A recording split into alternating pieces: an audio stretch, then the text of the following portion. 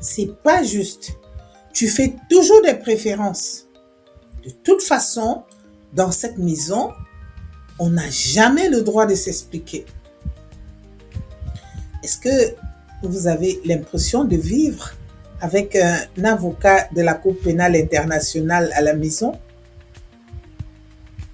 Un avocat qui pinaille sur chaque détail, qui réclame des justifications pour la moindre règle et qui est capable de vous tenir tête pendant 2 heures parce que son frère a eu 1 centimètre de plus de pizza ou un quart de plus d'écran, quart d'heure de plus d'écran.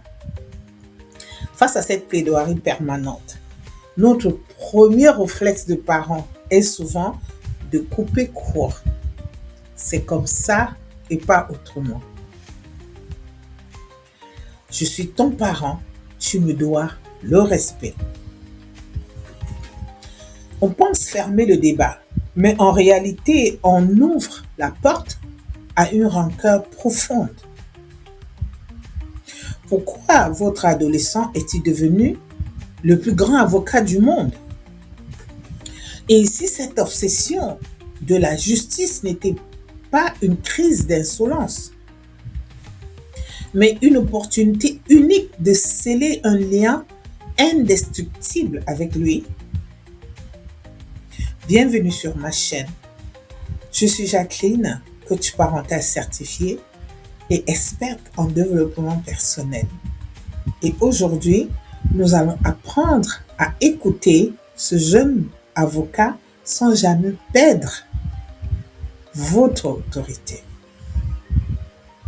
La problématique émotionnelle, la fatigue du tribunal quotidien. Pour nous, les mamans, ce sentiment d'injustice permanent chez notre ado est épuisant. On se sent constamment jugé, épié, critiqué dans notre propre maison. On a l'impression qu'il cherche la petite bête qui conteste notre légitimité et qu'il passe son temps à victimiser sa situation. Exemple typique, vous lui demandez de vider le lave-vaisselle. Une tâche simple, mais immédiatement, la machine s'emballe. Pourquoi c'est encore moi? Léo n'a rien fait de la journée. Tu ne lui demandes jamais rien. Vous vous sentez attaqué dans votre équité. Vous vous mettez à crier, à lister tout ce que vous faites pour lui. Et la scène se termine par un claquement de porte. Vous restez seul dans votre cuisine, vidé de votre énergie, avec une question qui tourne en boucle. Pourquoi est-ce qu'il transforme tout en combat?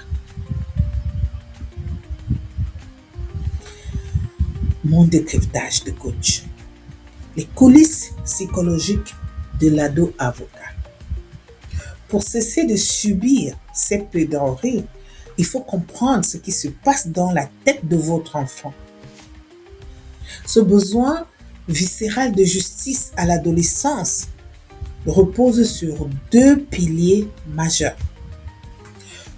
Un pilier neurologique et un pilier identitaire. Le réveil du raisonnement abstrait. À l'enfance, les règles sont concrètes.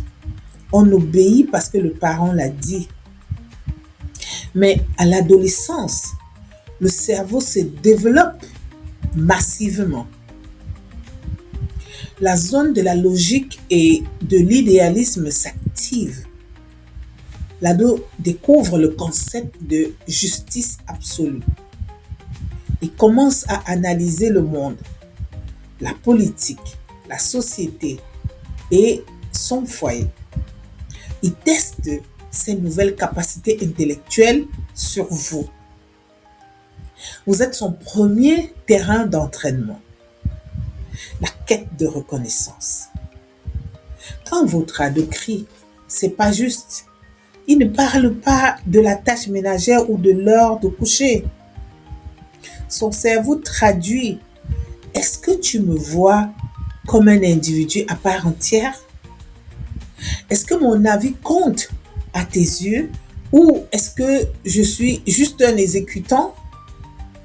Son obsession de la justice est le cri de son identité qui cherche à naître. Il veut être traité avec la dignité d'un adulte, même s'il réagit encore avec l'impulsivité d'un enfant. La stratégie pratique. Comment passer de juge à médiateur? Alors, comment gère-t-on ce procès au quotidien sans céder sur le cadre? En changeant de posture. Vous devez cesser d'être le juge qui prononce la sentence et devenir la maman médiatrice. Voici une méthode en 3 étapes. Étape 1.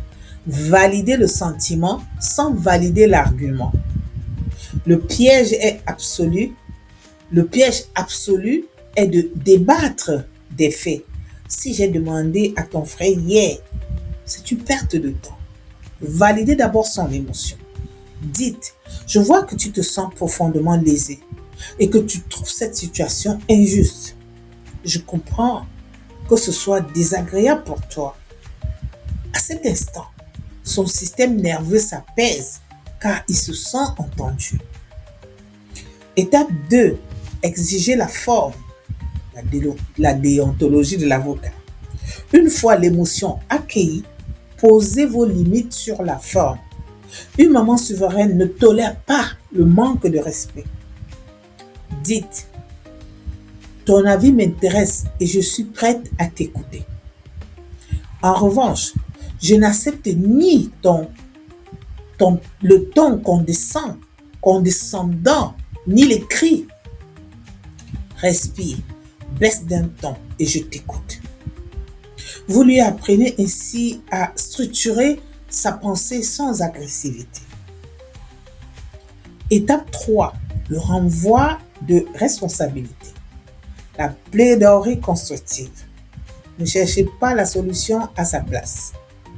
S'il trouve qu'une règle est injuste, demandez-lui de faire une contre-proposition solide. Dites: d'accord, je trouve que la répartition des tâches n'est pas équitable. Prépare-moi un planning qui te semble juste pour tout le monde. On se pose ce soir et on l'analyse ensemble. Vous allez voir que bien souvent, l'ado se rend compte de la complexité de la gestion d'un foyer et abandonne sa plainte ou propose une solution tout à fait acceptable. Vous l'avez responsabilisé. La leçon de vie. Forger l'adulte de demain. Accueillir l'ado avocat, c'est une immense leçon de développement personnel pour nous parents. Mais c'est surtout un tremplin pour lui. Un adolescent à qui on permet de négocier poliment, à qui on apprend à défendre son point de vue avec respect au sein de sa famille. C'est un adulte qui saura dire non aux injustices dans sa vie future. Ce sera un adulte qui saura négocier un salaire, poser des limites dans son couple et avancer dans la vie avec une colonne vertébrale solide. Votre maison est le laboratoire de sa future vie sociale. En modifiant votre écoute, vous ne cédez pas votre pouvoir. Vous lui apprenez à utiliser le sien de manière mature.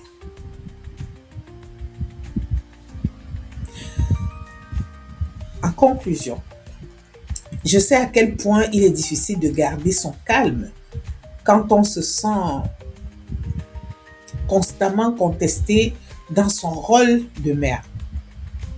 On manque de temps, on manque d'énergie et on finit par s'épuiser dans des guerres d'usure.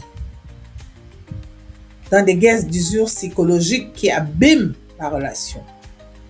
Si vous êtes fatigué de ce climat de tribunal permanent, Si vous n'en pouvez plus des négociations pour un oui ou pour un non, et que vous voulez retrouver une autorité naturelle, sereine et respectée, je suis là pour vous accompagner. En tant que coach parental et coach en développement personnel, je vous aide à décoder les messages cachés de votre ado et à réinstaller une dynamique de communication saine et souveraine dans votre foyer. Je vous offre une séance diagnostique personnalisée de 30 minutes. Durant cet appel, nous analyserons les blocages de votre communication quotidienne et je vous donnerai les premiers leviers pour retrouver la paix à la maison.